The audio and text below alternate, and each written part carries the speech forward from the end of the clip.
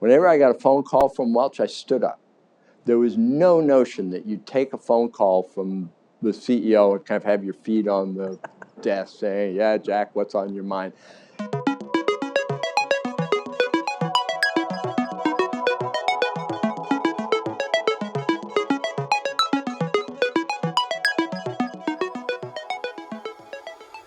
For every regulation, there's somebody out there who benefits from the regulation and who is going to be distressed if it gets changed.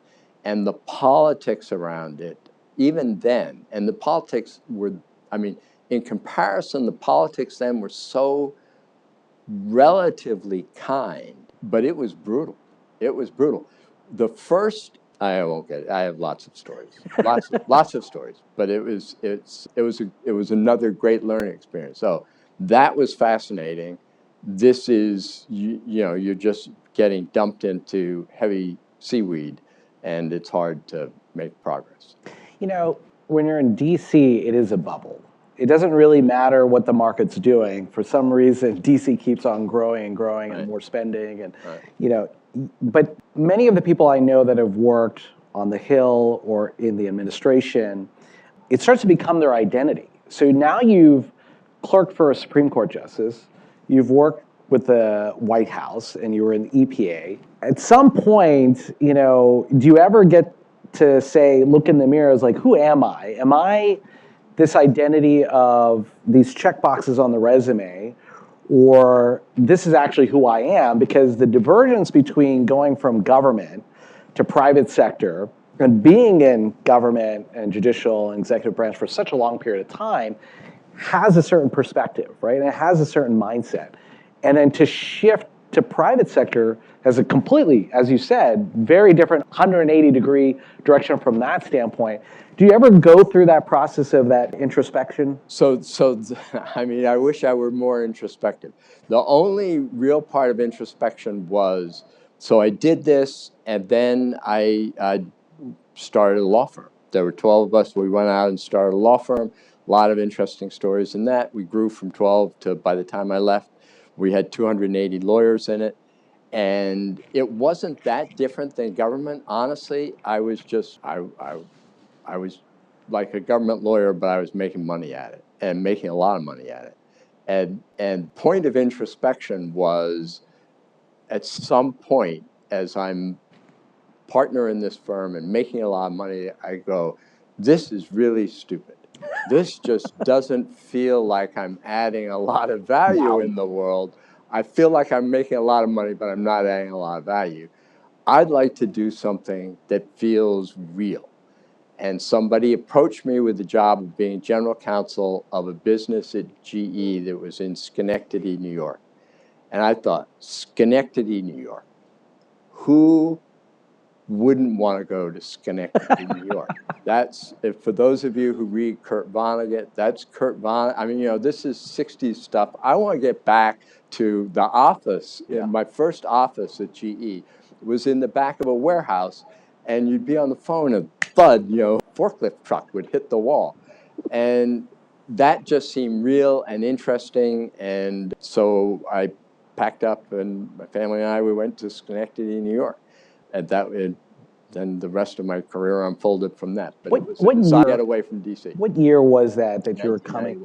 So from an economics perspective, this is a very interesting time, right? Because, you know, you have the 80s, you have a lot of inflation, you have Volcker coming in and hiking up the interest rates. Unemployment was pretty high, but the money supply starts to shrink.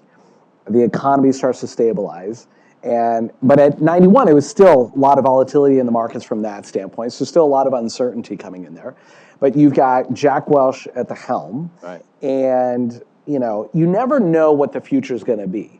And we as humans, we always look at the past and think that it's going to continue this way, whether it's up or down. With the way the world was, can you kind of give us a snapshot? Because, you know, growing up during that era, that is the beginning of one of the longest boom runs in history up to that point in such a dramatic fashion, right? Because the following decade, I mean, you being right time, right place in history at the right company, you're following, you basically rode and surfed the wave to the largest company in the entire world at the time.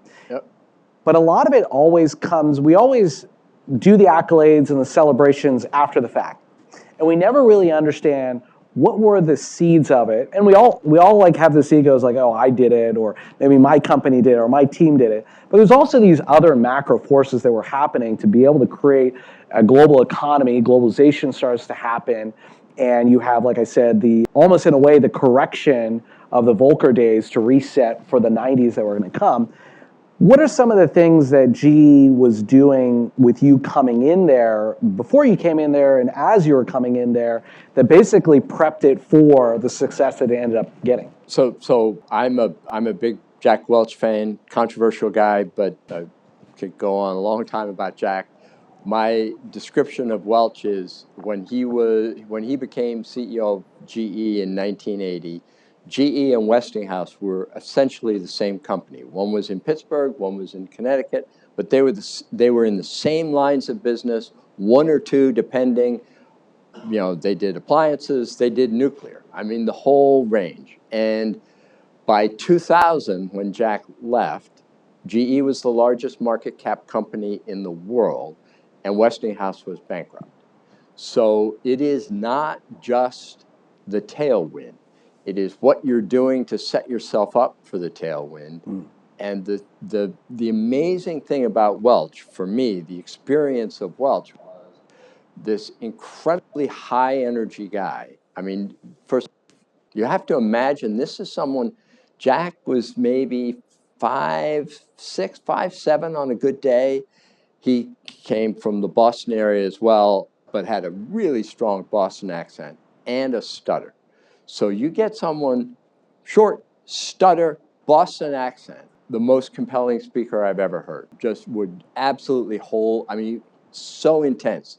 I would say, which was true, whenever I got a phone call back in the day, whenever I got a phone call from Welch, I stood up. There was no notion that you'd take a phone call from the CEO and kind of have your feet on the desk saying, yeah, Jack, what's on your mind? And the focus, the curiosity, every time I'd have a meeting with him, I'd feel like a vacuum. It just sucked all my brains out. And that everything that I knew about that topic, he ended up knowing about the topic. And at the same time also, so I started as a lawyer, I can tell you there's nothing less relevant.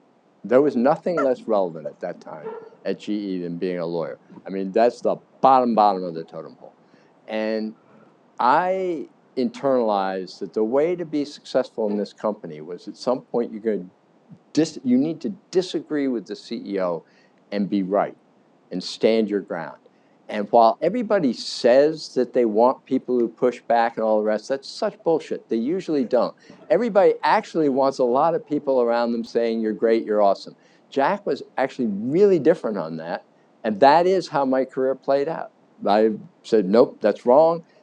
And I understood that if I wasn't right, I was going to get fired. But that was how you succeeded at GE. It was and then the customer focus. So the first week I'm working at GE, something happens that goes wrong.